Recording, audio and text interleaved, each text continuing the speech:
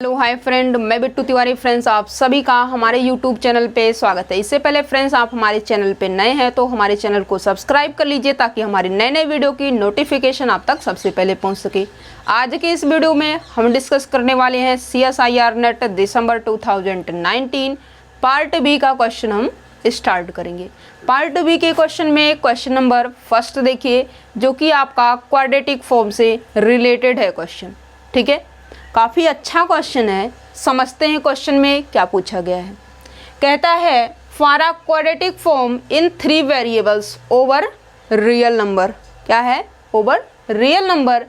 Late small r be the rank.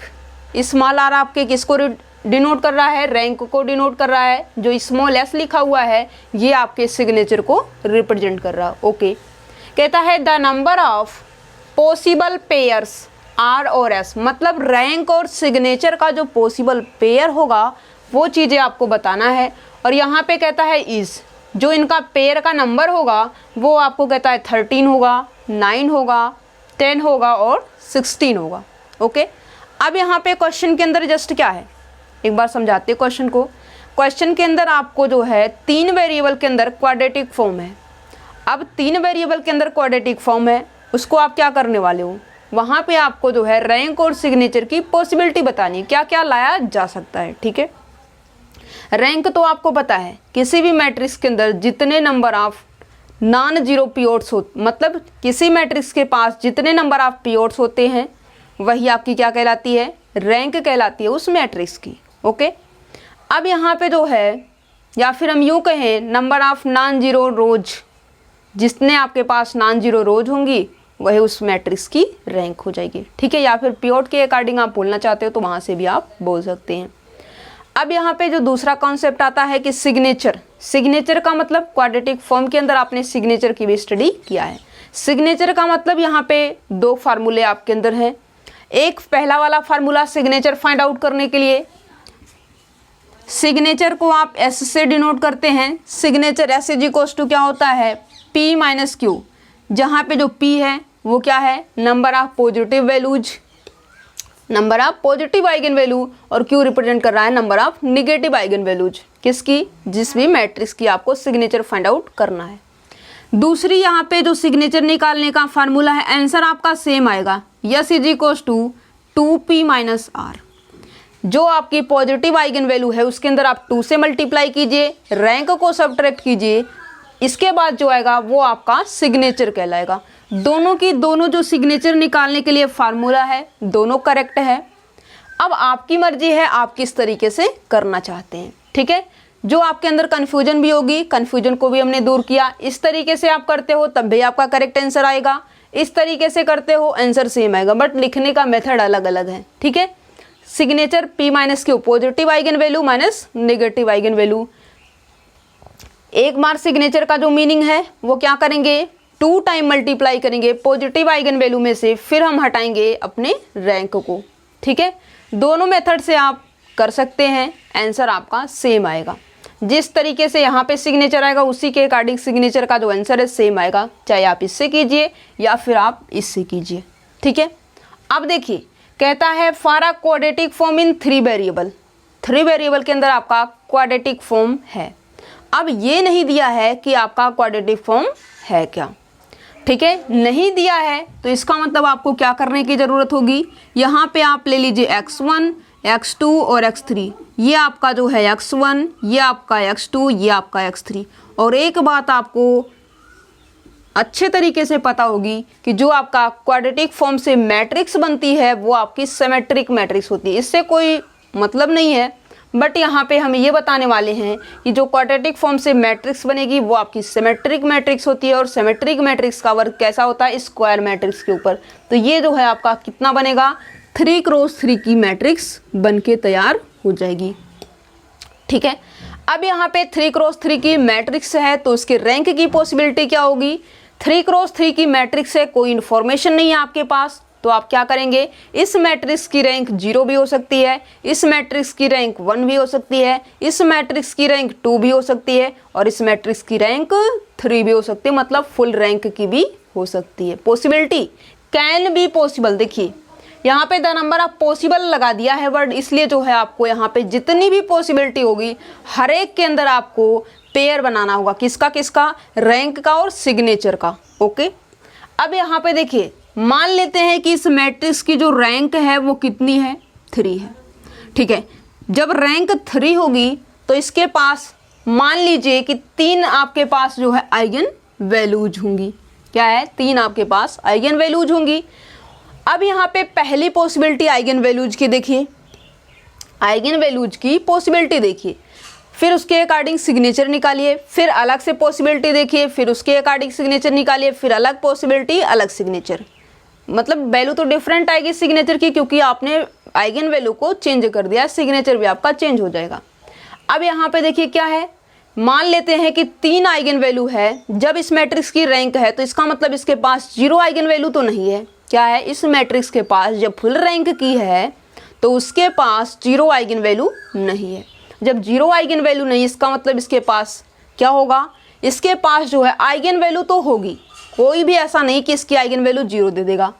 अब यहाँ पे पहला केस हम लेते हैं कि जब यहाँ पे इसकी तीनों की तीनों आइगन वैल्यू क्या हो? पॉजिटिव हो। क्या है? मान लेते हैं कि इसके पास जो है पॉजिटिव आइगन वैल्यू आपकी 3 है। जब इस मैट्रिक्स की रैंक 3 है, इसके पास टोटल पॉजिटिव आइगन वैल्यू हो चुकी है, तो नेगेटिव आइगन वैल्यू क्या होगी? 0 होगी। क्या है? Q इज इक्वल्स टू आपको 0 मिलेगा। और सिग्नेचर आपको क्या मिल जाएगा? Positive eigen value minus negative eigen value आपको मिल जाएगी, value 3 minus 0 is equals to 3। पहला केस क्या हो जाएगा? पहला केस आपका 3 रैंक लिखिए, फिर आपका सिग्नेचर ये रहा। फिर सेकेंड पोजीशन पे आइए। अब यहाँ पे मान लीजिए कि तीनों की तीनों आइगन वैल्यू आपकी क्या हो जाए? नेगेटिव हो जाए। क्या है? पहली केस में आपने लेट किया कि सभी आइगन वैल्यू पॉजिटिव होंगी। दूसरे केस में आप ये लेट कीजिए कि हो सकता है, ऐसी भी तो पॉसिबिलिटी हो सकती है कि इसकी सभी के सभी आइगन वैल्यू नेगेटिव हो, फिर भी रैंक 3 रहेगी। या फिर इसकी 2 आइगन वैल्यू पॉजिटिव, 1 नेगेटिव, या फिर 2 नेगेटिव 1 पॉजिटिव, तब भी तो उसकी रैंक 3 होगी। इस तरीके से आपको चेक करना चाहिए था। ठीक है, यदि आपने किया है तो आपने अच्छा वर्क किया है, यदि नहीं किया है तो आइए समझ लेते हैं। ठीक है, अब यहाँ पे P इज इक्वल्स टू आपको कितना मिलेगा? P इज इक्वल्स टू मान लेते हैं कि आपकी सभी के सभी आइगन वैल्यू कैसी है? नेगेटिव है। इसका मतलब ये होगा Q इज इक्वल्स टू आपको सभी के सभी आइगन वैल्यू नेगेटिव है, तो Q की वैल्यू आपको 3 मिल जाएगी। और यहाँ से P इज इक्वल्स टू आपको कितना मिलेगा? P इज इक्वल्स टू आपको 0 मिलेगा। जब हर एक वैल्यू इसकी नेगेटिव हो चुकी है तो पॉजिटिव आइगन वैल्यू इसके पास 0 है। सिग्नेचर देखिए, सिग्नेचर आपको मिलेगा S is equals to positive value minus negative value P minus Q, तो यहाँ से आपको मिलेगा माइनस का 3। यहाँ पे पॉसिबिलिटी रैंक कितना है? रैंक तो आपका 3 है। सिग्नेचर यहाँ से क्या आया है? माइनस का 3 आया हुआ है। ठीक है, अब दूसरी बात, 2 पोजीशन तो आपने देखा, पहला तो ये था, दूसरा आपका ये था। तीसरी पॉसिबिलिटी देखिए, जब आपकी रैंक 3 है उसी के अंदर देखिए तीसरी पोजीशन ये होगा कि मान लेते हैं कि पॉजिटिव आइगन वैल्यू इसके पास 2 हो जाए और नेगेटिव आइगन वैल्यू इसके पास 1 हो जाए, तो यहाँ से आपका जो तब भी देखिए 2 + 1 रैंक 3 होगा। पॉजिटिव आइगन वैल्यू नेगेटिव दोनों का सम आपको 3 है। क्यों? क्योंकि मैट्रिक्स आपकी फुल रैंक की है। ठीक है, इसलिए आप ऐसा कर सकते हैं। यहाँ पे S इज इक्वल्स टू कितना हो जाएगा? Positive eigen value minus negative eigen value, means आपको मिल जाएगा 2 - 1 इज इक्वल्स टू 1। यहाँ से आपका रैंक कितना आ चुका है? रैंक आपका 3 है और सिग्नेचर आपका इसके अकॉर्डिंग पॉसिबिलिटी क्या आ चुकी है? 1, मीन्स आपको 3, 1 मिल जाएगा। यहाँ पे नेक्स्ट पॉसिबिलिटी देखिए, पॉसिबिलिटी नंबर 4। हो सकता है कि जो पॉजिटिव वैल्यू है इसके पास, इसकी एक ही आइगन वैल्यू पॉजिटिव हो और 2 आइगन वैल्यू नेगेटिव हो, ऐसा भी तो लाया जा सकता है। तो पॉजिटिव वैल्यू की पॉसिबिलिटी 1 है और जो नेगेटिव वैल्यू है वो मान लेते हैं कि 2। क्या इसके अलावा भी कोई पॉसिबिलिटी लाई जा सकती है?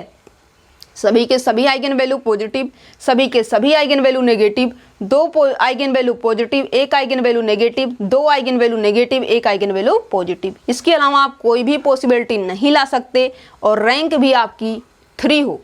ठीक है, तो यहाँ से आपका ये हो जाएगा। और सिग्नेचर जब आप फाइंड आउट करेंगे, पॉजिटिव माइनस नेगेटिव 1 - 2 आपको वैल्यू मिलेगी माइनस का 1। क्या है? 1 - 2 इज इक्वल्स टू आपको वैल्यू मिल जाएगी माइनस का 1।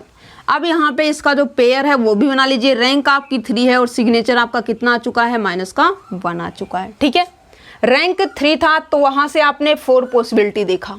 क्या है, रैंक जब आपका 3 था तो वहाँ पे आपने 4 पॉसिबिलिटी देखा। अब दूसरी पोजीशन यहाँ पे देख लेते हैं कि जब आपकी रैंक कितनी हो जाएगी, जब आपकी रैंक जो है 2 हो जाएगी तो यहाँ पे पहली पॉसिबिलिटी देखिए जब यहाँ पे रैंक क्या होगी, रैंक यहाँ पे 2 होगी, इसका मतलब ये है कि एक आइगन वैल्यू तो श्योर है कि इसके पास 0 है।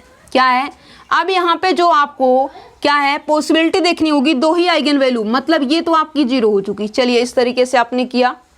अब इस दोनों के ऊपर ही आपको जो है पॉसिबिलिटी देखनी है। अब यहाँ पे पहला केस ये हो सकता है दोनों आपके पॉजिटिव हो जाए, दूसरा का केस आपका ये हो सकता है कि दोनों आइगन वैल्यू आपकी नेगेटिव हो जाए, तीसरा केस ये अराइव किया जा सकता है एक पॉजिटिव हो जाए और एक नेगेटिव हो जाए।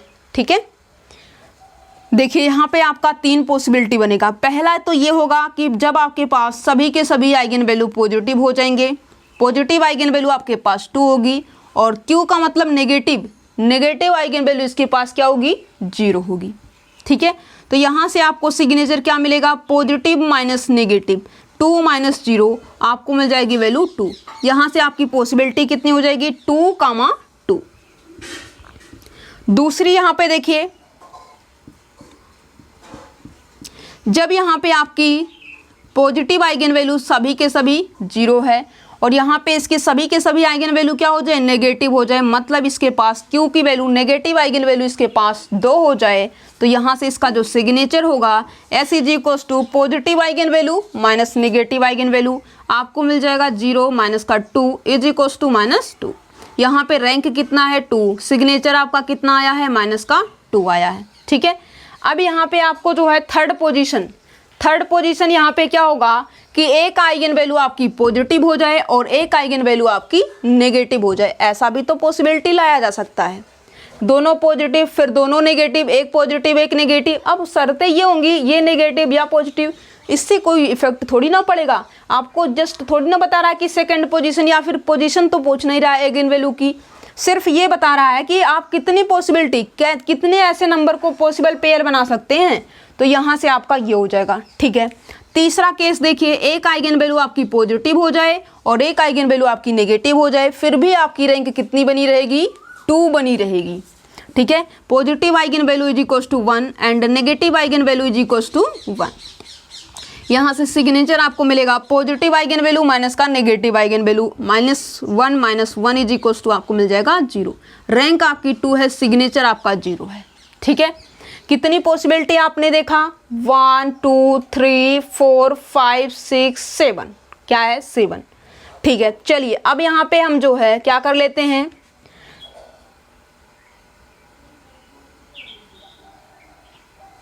यहाँ पे देखिए लिखते हैं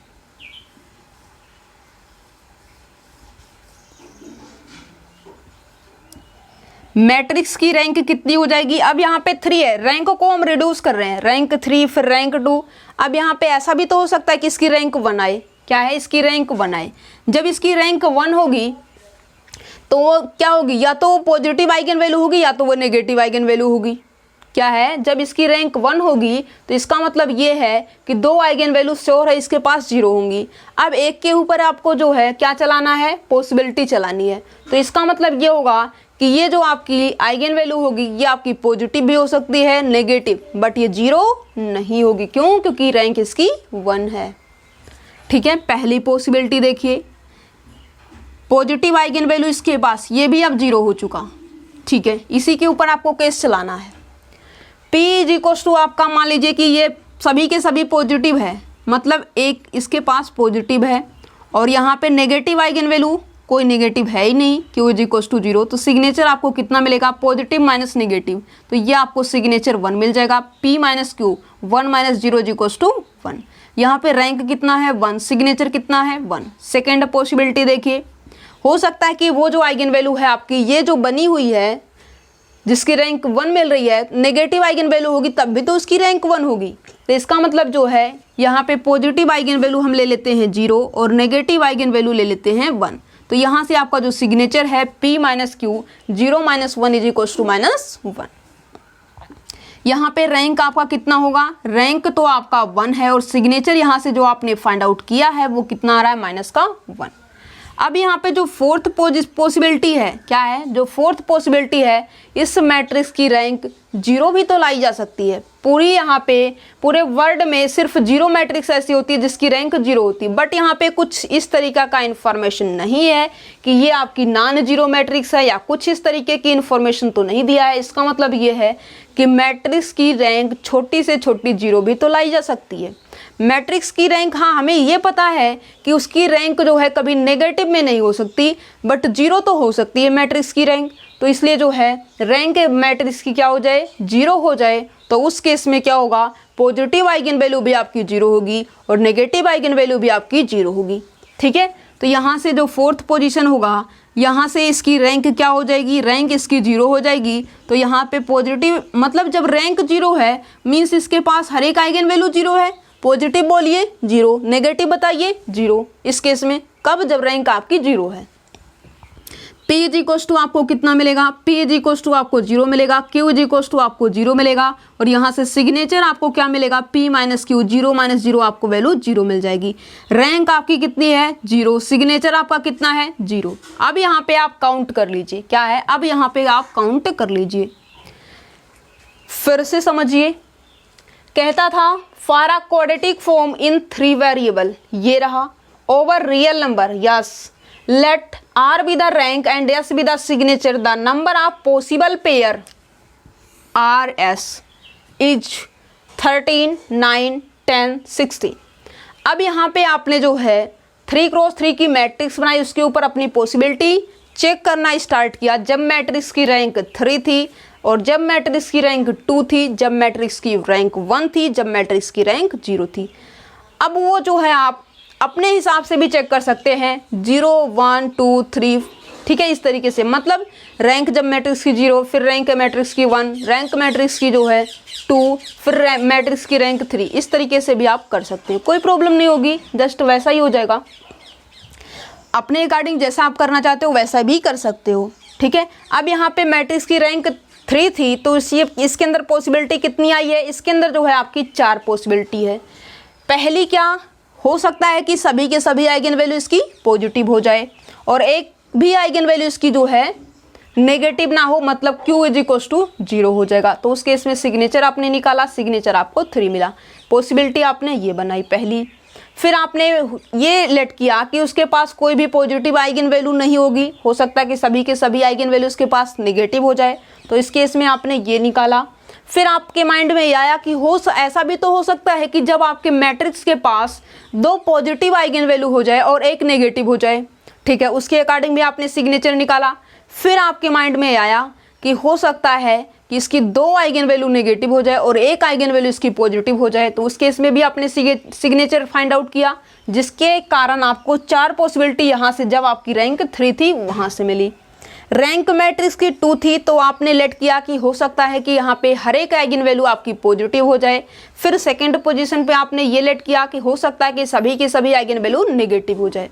फिर थर्ड केस आपने पॉसिबिलिटी की बनाई, हो सकता है कि एक आइगन वैल्यू पॉजिटिव हो जाए और एक आपकी नेगेटिव हो जाए। ठीक है, ये पॉसिबिलिटी आपने बनाई और इसके अकॉर्डिंग भी आपने सिग्नेचर फाइंड आउट किया और पेयर भी बनाया।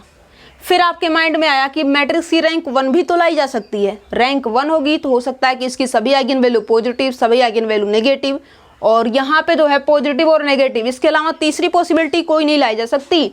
अब यहाँ पे फोर्थ ऑप्शन में कहता है, मतलब फोर्थ पोजीशन पे हमने ये लेट किया कि मैट्रिक्स की जो रैंक है वो आपकी 0 मैट्रिक्स भी तो हो सकती है, मतलब 0 रैंक भी तो लाई जा सकती है। मैट्रिक्स की रैंक जब 0 होगी तो उसके पास पॉजिटिव आइगन वैल्यू भी 0 होगी और number of negative eigen values भी 0 होंगी। जब दोनों 0 है तो इस केस में उसका सिग्नेचर कितना आएगा, 0 आएगा, और ये पॉसिबिलिटी आपने बना दिया। चलिए अब काउंट करना स्टार्ट करते हैं। 1 2 3 4 5 6 7 8 9 10, टोटल कितने हो चुके हैं? टोटल आपने जो है 10 पॉसिबिलिटी बनाई है। क्या है? टोटल इस तरीके से जब आपके जो है 3 वेरिएबल के अंदर क्वाड्रेटिक फॉर्म चलेगा, ओवर रियल नंबर होगी, तो यहाँ पे total number of possible pair r और एस का कितना हो जाएगा? टोटल आपके पास 10 होगा।